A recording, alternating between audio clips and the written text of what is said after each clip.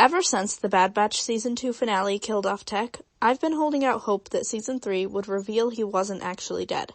However, with the Season 3 trailer having just come out, things aren't looking too great for a potential return of everyone's favorite nerd.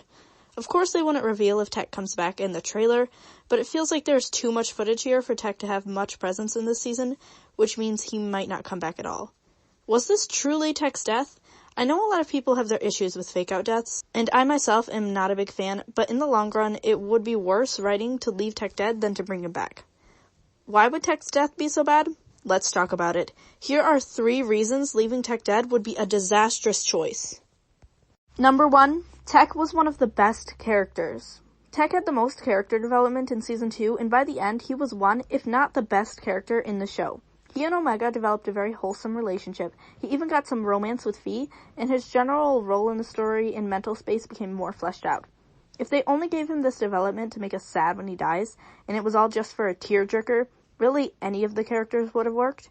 If you wanted to kill off a member of the Bad Batch just to make an impact, killing the one off who was the most fleshed out just doesn't make any sense. Tech has a lot of potential with what they could do with his character going forwards, and it just doesn't make sense to cut him short.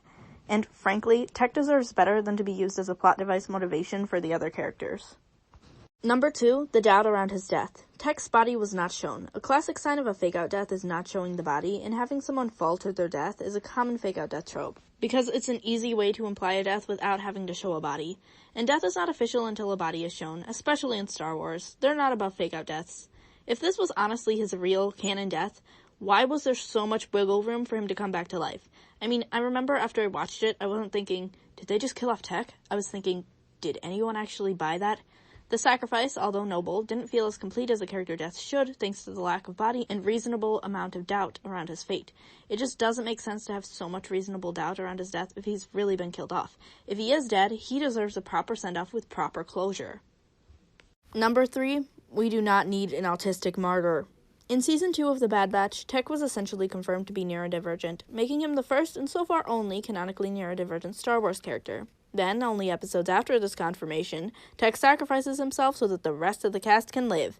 If he is really dead and is now just going to serve as motivation for the surviving characters, congratulations, Star Wars! You just made an autistic martyr. Have you ever heard the saying, bury your gays? Thanks to the whole of society being society, it's been a trope in fiction media for gay, disabled, or otherwise minority characters to be seen as more expendable than quote-unquote normal characters. It was thought that for such characters, death was obviously the best option. As media has adapted and grown from this, it's just kind of a general rule now. If you only have one person from a minority group, you don't kill them off. Now, there's such thing as preserving your gays, which is where minority characters are given plot armor, which isn't great either. But then there's just generally understanding that it's not cool to kill off the only person from a member of a minority group. Now, I really don't think this was Star Wars' intention to create a bury your gays situation at all. I really think it was a lack of foresight. They didn't mean to fall into this trope of sacrificing characters from minority groups to preserve the lives of so-called less expendable characters. It just happened like that, and it happened in a way that honestly looks really bad on them.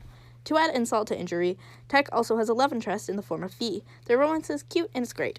A lot of times, neurodivergent characters don't get to be a part of romances, thanks to them being portrayed as having less feeling or being unappealing. So for Tech, a little cinnamon roll of autism wrapped in a soldier's complex, to be given a girlfriend and shown to deserve a girlfriend, that's amazing.